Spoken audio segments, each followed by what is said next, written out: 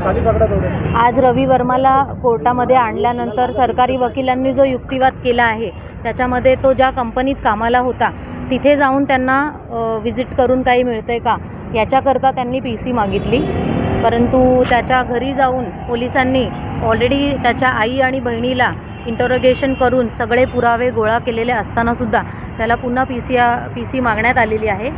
तरी कायदेशीर मार्गाने जाण्यासाठी आपल्याला त्या PCला आमचा आरोपी सहकार्य करतोय आणि त्यांनी आत्तापर्यंतसुद्धा नोव्हेंबरपासून पूर्णपणे तपासाला सहकार्य केलेलं आहे आणि आत्ताही तो करतोय। बघूया, आम्ही कायद्यावर आमचा पूर्ण विश्वास आहे आणि देशाच्या विरुद्ध त्यांनी काही केलेलं नाही हे पुढे पुराव्यामध्ये येईलच।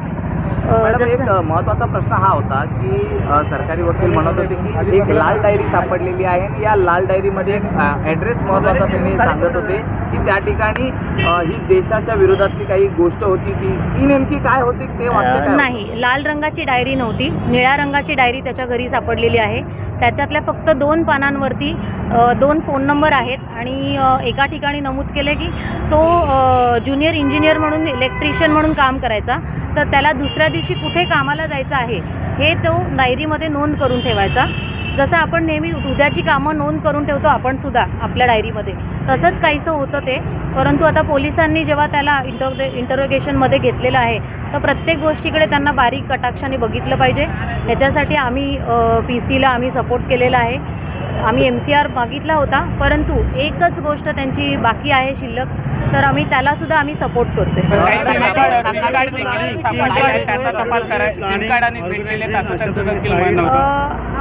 जसं आरोपीने आम्हाला सांगितलं की सिम कार्ड वगैरेच्या बद्दल, तरी सिम कार्ड त्याच्याकडून नाही जप्त झालेले आरोपीने दिलेल्या माहितीनुसार। पोलिसांना कुणाच्याकडून काय मिळालं आहे याच्याबद्दल अजून आम्हाला रिमांड रिपोर्ट दाखवण्यात आलेले नाहीत, त्यामुळे आम्हाला तसं काही सांगता येणार नाही। एक 2 प्रश्न आहेत जे सर म्हणून म्हणत होते, तर नेमकं सिंगल सर हे नेमके कोण आहेत?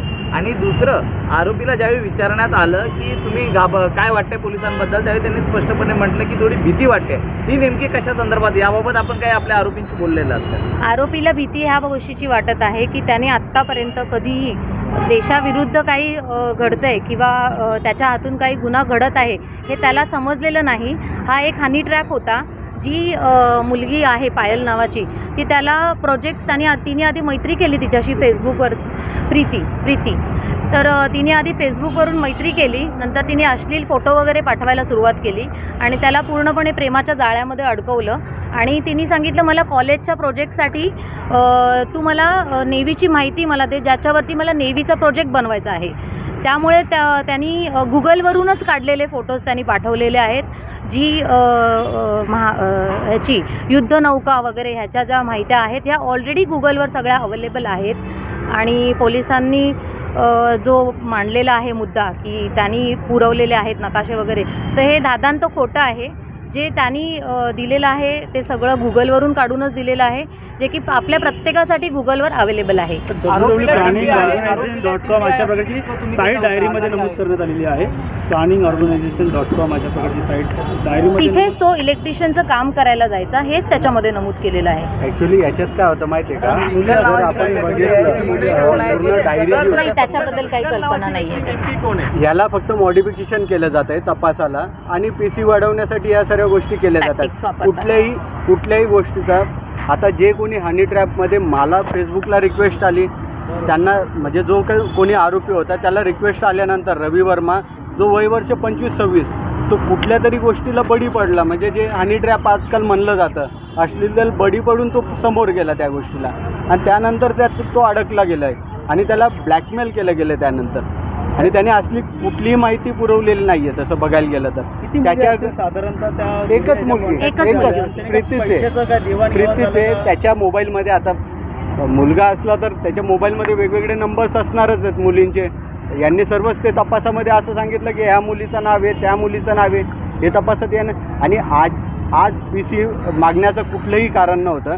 तपासाला आम्ही नोव्हेंबर 2024 पासून पोलिसांनी बोलवल्यावर आम्ही ज्या त्या तारखेला हजरच राहिलेलो, तपासाला पूर्ण सहकार्य केलेलं आहे। तपासाला सहकार्य करूनही मला मागच्या तारखेला अरेस्ट डायरेक्ट दाखवलं गेलं की 35A ची नोटीस न देताही मला डायरेक्ट अरेस्ट केलं आहे. तरीही आम्ही तपासाला अजूनपर्यंत सहकार्य करतो आहे. जी माझ्याकडे डायरी होती, जे काही होतं मी तपासाला सर्व दिलेलं आहे. आणि जी डायरी होती, डायरीत मी काय नमूद करायचो की जो दुसऱ्या दिवशीचं माझं काम काय, या गोष्टी मी नमूद केलेल्या आहेत. त्याच्यात असं काही की बाबा काही वेगळ्या गोष्टी आहेत की ज्या देशहितासाठी मी एक्सपोज करतोय किंवा काय करतोय असं कुठलंही नव्हतं त्याच्यात.